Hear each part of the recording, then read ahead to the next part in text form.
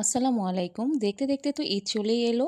ঈদের স্পেশাল একটি রেসিপি নিয়ে আপনাদের মাঝে হাজির হয়ে গেলাম। আজকে আপনাদেরকে একেবারে ঝরঝরে চিংড়ি পোলাও তৈরি করে দেখাবো। আর রেসিপিটি আপনাদের মাঝে খুব সহজভাবেই দেখানো ট্রাই করেছি। এই চিংড়ির পোলাওটি স্বাদে গ্রানে অতুলনীয়। যাকে আপনি এই রেসিপিটি করে খাওয়াবেন সেই আপনার শুধু প্রশংসাই করবে। ঈদের দিনে অথবা ঈদের পরে মেহমান আসলে সকলের জন্য তৈরি করে নিতে পারেন এই চিংড়ি পোলাও। তাহলে আর কথা না বাড়িয়ে চলে যাওয়া যাক মূল রেসিপিতে। চিংড়ি পোলাও তৈরির জন্য এখানে আমি মেজারমেন্ট কাপের 1.5 কাপ পোলাওয়ের চাল নিয়েছি। আর চালটাকে আমি পানিতে 1 ঘন্টার জন্য ভিজিয়ে রাখবো। 1 ঘন্টা পর চালটা ভালো মতো ধুয়ে পরিষ্কার করে একটা ছাঁকনিতে পানি ঝরিয়ে রাখবো। এইদিকে মাঝারি সাইজের 6টি চিংড়ি মাছ নিয়েছি আর মাছটাকে ভালো মতো ধুয়ে পরিষ্কার করে পানি ঝরিয়ে নিয়েছি। এরপর আমি মাছের খোসা ছাড়িয়ে নিয়েছি। আমি লেজের দিকে খোসা রেখে বাকি খোসাটা ফেলে দিয়েছি। দেখেই বুঝতে পারছেন কাজটি কিভাবে করা হয়েছে। এবার স্বাদ মতো একটুখানি লবণ আর একটুখানি মরিচের গুঁড়া দিয়ে মাখিয়ে নিলাম। পোলাও তৈরির জন্য অবশ্যই লাগবে নারকেলের দুধ। আমি 1 কাপ কুরানো নারকেলকে হাফ কাপ কুসুম গরম পানি দিয়ে ভিজিয়ে রেখেছিলাম প্রায় 15 থেকে 20 মিনিটের জন্য। এরপর হাতের সাহায্যে ভালো মতো কচলিয়ে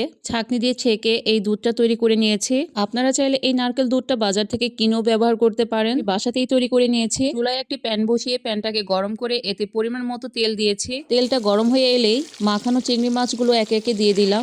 এই সময় চুলার আঁচটা মিডিয়াম টু লোতে রাখতে হবে। আর এই মাছটাকে খুব বেশিক্ষণ ভাজা যাবে না। বেশিক্ষণ ধরে ভাজলে মাছটা শক্ত হয়ে যাবে। একটি পাশ 1 মিনিটের মতো ভেজে অপর পাশটাও আরো 1 মিনিটের মতো ভেজে তুলে নিচ্ছি। মাছ ভাজা তেলের মধ্যে আমি 3টি মাঝারি সাইজের পেঁয়াজ কুচি দিয়ে দিলাম। এই সময় চুলার আঁচটা লোতে রাখবেন, কারণ মাছ ভাজার ফলে কিন্তু তেলটা কালচে হয়ে যেতে পারে। আমি চুলার আঁচটা লোতে রেখে একে একে মশলাগুলো দিয়ে দিচ্ছি। প্রথমে 3টি এলাচ, 2 টুকরো দারচিনি, 2টি লবঙ্গ, 15 থেকে 20টি কালো গোলমরিচ দিয়ে একটু নেড়েচেড়ে ভেজে নিয়েছি। পেঁয়াজ আর মশলাটাকে গোল্ডেন ব্রাউন কালার করে ভেজে এতে 1 চা চামচ আদা রসুন বাটা দিয়ে আবারও নেড়েচেড়ে নিয়েছি। এরপর একটুখানি জিরার গুঁড়া আর একটুখানি ধনিয়ার গুঁড়া দিয়ে দিলাম। স্বাদ মতো 1 চা চামচ লাল মরিচের গুঁড়া, স্বাদ মতো হাফ চা চামচ লবণ দিয়ে মশলাটাকে আবারও কষিয়ে নিব। এই সময় চুলার আঁচটা লোতে রেখে মশলাটাকে ভেজে নিয়েছি প্রায় 30 সেকেন্ডের মতো। এবার পরিমাণ মতো পানি দিয়ে নেড়েচেড়ে দিয়ে দিব 2 টেবিল চামচ টক দই। আর টক দইটাকে ব্যালেন্স করার জন্য আমি হাফ চা চামচ চিনি দিয়ে দিলাম। আরো দিব 1 চা চামচ টমেটো সস। এবার মশলাটাকে 2 থেকে 3 মিনিটের মতো ভালো মতো কষিয়ে নিতে হবে। যখন মশলার উপর থেকে তেল ভেসে উঠবে ওই পর্যায়ে মাছগুলো দিয়ে দিতে হবে। মশলার সাথে মাছটাকেও ভালো মতো কষিয়ে নিয়েছি। নারকেলের যে দুধটা তৈরি করে রেখেছিলাম সেখান থেকে অর্ধেকটা দুধ দিয়ে দিলাম। নেড়ে চেড়ে ঢাকনা দিয়ে ঢেকে দিব কিছুক্ষণের জন্য।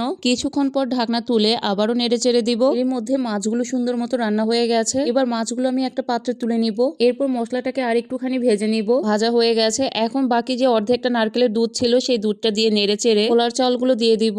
মশলার সাথে 1 থেকে 2 মিনিটের মতো চালটাকে ভালো মতো কষিয়ে নিব। আর আপনারা নিশ্চয়ই খেয়াল করেছেন আমি কিন্তু নারকেলের দুধটা 2 ভাগে ব্যবহার করেছি। এবার পরিমাণ মতো ফুটন্ত গরম পানি দিয়ে দিলাম। আমি এখানে 1.5 কাপ চাউলের জন্য 2.5 কাপ পানি ব্যবহার করেছি। যেহেতু এখানে নারকেলের দুধও দেওয়া আছে তাই পানির পরিমাণটা একটু বুঝে দিতে হবে। চালটা পানির সাথে নেড়ে চেড়ে বলক তুলে নিয়েছি। এবার 4 থেকে 5টি আস্ত কাঁচামরিচ দিয়ে দিলাম। তার সাথে 10 থেকে 15টি ধুয়ে রাখা কিশমিশ। আর আমার কাছে লবণের পরিমাণটা একটু কম হয়েছে তাই আরো একটুখানি লবণ দিয়ে ঢাকনা দিয়ে ঢেকে দিলাম। কিছুক্ষণ দমে রেখে দিব।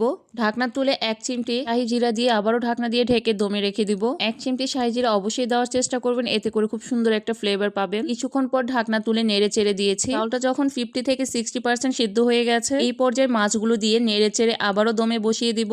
আমার চালটা একটু পুরনো ছিল তাই পানির পরিমাণটা একটু বেশি লেগেছে, তাই আমি কিছুটা ফুটন্ত পানি দিয়ে ঢাকনা দিয়ে ঢেকে আরো কিছুক্ষণ দমে বসিয়ে রাখবো। আর কিছুক্ষণ পর পর পোলাওটা আমি উল্টিয়ে দিচ্ছি যাতে করে পোলাওটা সুন্দর মতো সিদ্ধ হয়। পোলাওটা রান্না হয়ে গেছে আর দেখেই বুঝতে পারছেন কতটা ঝরঝরে হয়েছে। এবার নামিয়ে গরম গরম পরিবেশন করে নিচ্ছে। তার সাথে উপর থেকে কিছু পেঁয়াজ বেরেস্তা ছিটিয়ে দিয়েছি। ব্যাস তৈরি হয়ে গেল দারুণ স্বাদের চিংড়ি পোলাও। চাইলে আপনারাও একবার হলেও বাসায় এই পোলাওটা তৈরি করে দেখতে পারেন। আশা করছি সবার পছন্দ হবে।